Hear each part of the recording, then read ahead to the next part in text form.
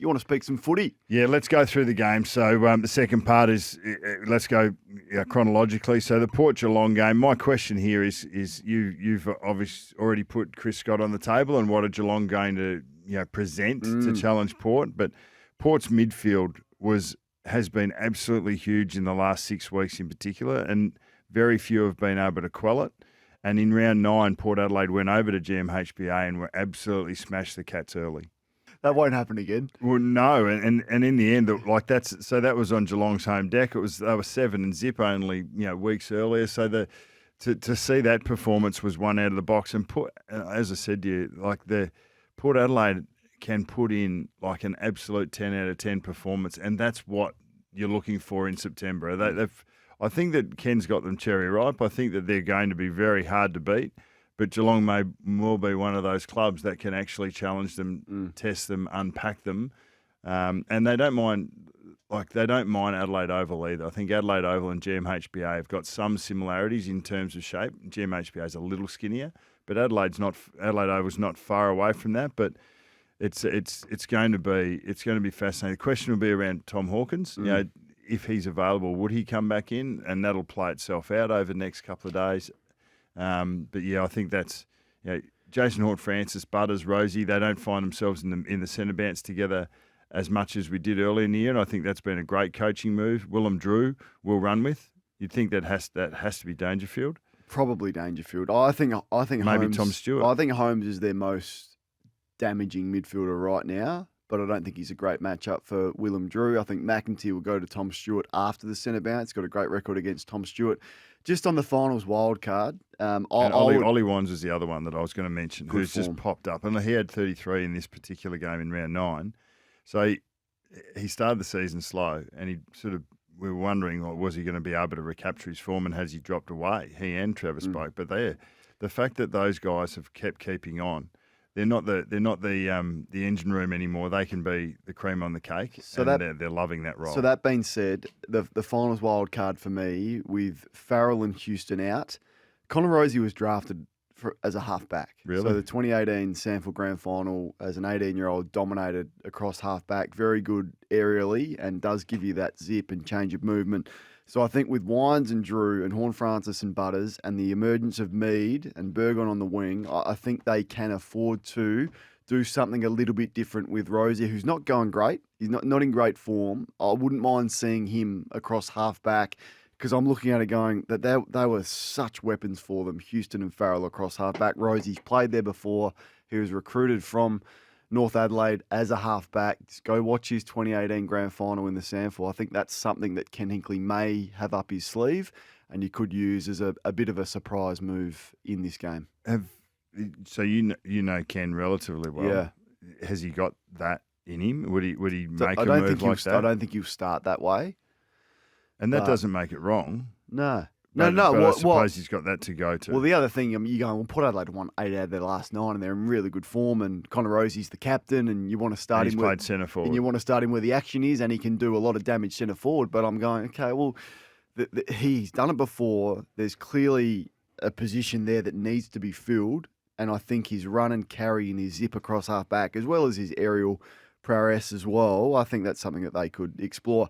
And I expect Charlie Dixon to get the nod this week over Todd Marshall, his ability to help out in the ruck as well and be the backup ruck. So Dixon, good to go. And Radigalia stays? Thursday night, and Radigalia stays forward. Happy with Ollie Dempsey? Did we do right there? Yeah. With the Rising Star? Yeah. He spoke well, didn't he? I want to ask you about the All-Australian feedback after 8 o'clock as well. All right, tell us about Friday night. We can't wait for this. Yeah, well, the question for me is, can the Dogs impose the plan that they took in against GWS against Hawthorn? Because I think if Hawthorn have got a team that they look the most like, it's the GWS tsunami from the back, and that's Hawthorn have been able to do that really well. But the Dogs themselves and the plan that they were able to impose on the GWS, I think, will be a very similar plan to what we see on Friday night, and that is to stop it before it even starts. Ooh. The Dogs go into September in as good a form as anyone. They haven't earned the double chance, and that, I just, as an aside, I feel that we're talking about how even the competition is, and I think that makes the double chance even more valuable than it normally is. Like I would be really surprised if it's obviously more likely that the top four become the top four in the prelims. It doesn't happen that often, but I think this is a year where I would nearly think that the top four sides are going to get through to prelims. If they had the double chance, they're premiership favourites, the Dogs. And if they win this, they either go to Adelaide and play Port, or they play at the MCG against the Cats. And then you're going to have to go to Sydney for a prelim. So I think realistic for them to get to a prelim. I think it's going to be tough to go all the way through one of the Sydney teams. Well, the Dogs want to avoid Adelaide Oval. Their poorest performances this year have come at Adelaide Oval, and I don't. There doesn't have to be a rhyme or a reason.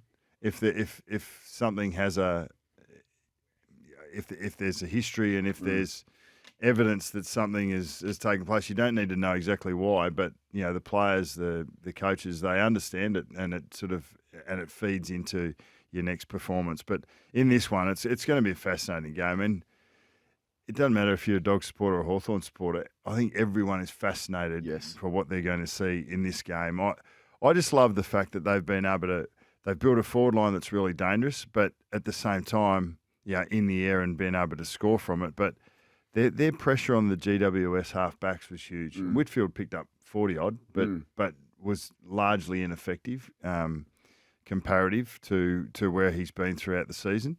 And I think that, that's exactly what Amon and Impey should expect. Weddle, Scrimshaw, these guys that have been running off the back. I think that's where the killing ground's going to be on the Western Bulldogs half-forward line. Hawthorn's half-back line, can the Dogs stop them before they start? Their performances over GWS over this season. Round 8, they beat GWS by 29 points at the SCG, and in round 15, they beat them at NG Stadium by 27. Before 2 weeks ago, when the Dogs got over GWS, they were the Giants' two heaviest losses for the year. They were, the lowest. Sort of highest losing margin, so the Giants had been as consistent as anyone and prevented blowouts better than any other team in the competition.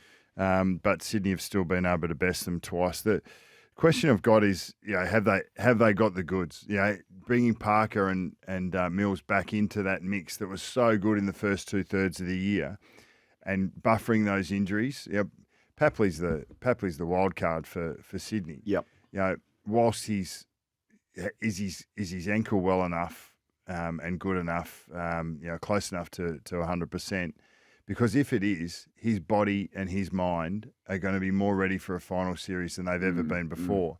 And that he's going to bring some real energy. So if he's there or not, that will have a real impact on the game. But I do love the Giants. You love the Giants? I love their talent. I love their makeup. They found a way to win the 3 finals contests that these two sides have found themselves in. Toby Green finds a way to step up in these big games. It's going to be fascinating watching him, what he do. They've got Bedford and Daniels that are somewhat well rested, even though we've got that bye week in there. But this is a fascinating contest because Sydney's best, they've scored really heavily from the back half against the Giants. So Giants haven't been able to stop Sydney from moving the ball from the back half. 5 goals in the first. Well, not many have they? 5 goals in round 15 and 8 goals in round 8 when Sydney. But they don't necessarily do it with run and carry Sydney. They do it with their elite kicking skills and make somehow they're about the only side that can make the SCG a big ground. Like they make the SCG a big ground and they move the ball. So you through I feel like you like the Giants in this one. No, I like them. You just said you love the Giants. No, I love the way they go about it. I'm confused, Coxie. No. Did you dump that? No. I love the Giants and I love their talent and I love the way they go about it. I think they've stood up, but I just reckon Sydney find a way. The recent form has pointed that way, and I don't know if the Giants can stop Sydney from doing what they do. All right, let's move on to the Blues and their hero coach. Not only as a footballer and a coach, Michael Voss, but as a crime fighting figure. What about that? That was one of the great stories I've ever heard. And to hear him explain the way it went down on Friday with myself and Kingy, it was almost my favourite non-related football story this year. But they got some decisions to make, Bucks. They do. I know, just as an aside before we get to this, social media can be a place you don't want to go. Did you see that bloke? Yeah. Did you see that bloke that pretended to be the guy that was tackled by Vossi talking about selection? It was a ripper. But Michael Voss himself on Friday was talking, and this is the query. Carlton supporters want to know about it. The rest of the competition want to know about it. Who'd be coming back from injury and in what dose? The balance that Vossi and his coaching staff need to strike. You not only have to pick your best 22 or 23, you need to pick your hardest and fittest 23. Finals goes up a notch. There is no room for having a player who has a soft tissue injury in the first 10 or 15 minutes, even with a sub. You might have one player that you can take a risk with, but if you've got queries on a second, a third, and a fourth, that's the game. That is your season. So the balance between trusting the players that have, in my view, in the last couple of weeks, even though they didn't win against St Kilda, brought the edge back to Carlton's 100%. game. That's the balance. Versus bringing back the players that, in many ways, had lost that edge for the 6 to 8 weeks. So how many's too many here? You got some names? So Western Bulldogs brought five players back in 2016 was the first final series or the first season where we had the bye. Yep. And if Western Bulldogs ultimately went and won the flag, if they hadn't had that week, gone. Easy in retrospect, but more than likely wouldn't have been able to do what they did. What can Carlton do with this? So soft tissues Mackay Curnow should be okay to come back in. McGovern should be okay to come back in, but there's a soft tissue question mark. Williams and Sard, they're the five that you think, okay, if you can get them back in, you do it. But you cannot take too many soft tissue risks. Chera is a massive risk for me. Martin is a massive risk. And TDK, I think if he's fit, he's one of the first ones I'd put back in for a final, even at the expense of Pitnet. Yeah. But like 8, if you did 8, I don't know if you can do it. And that's Sard Doherty's. Played with. So Sard had got back. Game. Sorry, so Doherty's the one that I had there. So 8, including Doherty. I don't know. We don't have all the information. 5 or 6. And as Vossi said on Friday, we don't have to make those decisions now because it's obviously still a little bit to play out on Monday, Tuesday, Thursday, Wednesday. So. Yeah, it'll be fascinating to see what they do. Blues fans, 0433 98 11 16. Let us know. What's your number? What do you think? You reckon 6. I reckon any more than 5, you're 5 or 6. It's red flag. 5 trouble. or 6, and you go there with a no one believes in us mentality. I think there's just nothing to lose for this group. Well, can they cause a stunning boil over in Brisbane? I think it's very unlikely. The way they did in the opening round, they won that by a point. So they came back from 46 down. Yeah, Brisbane kicked 8 of 9 goals early in the game, and then Carlton had a run of 8 goals after half time, and that was a fascinating contest. We go back there. 24, 25, 26 weeks later, and Carlton are attempting to keep their season going.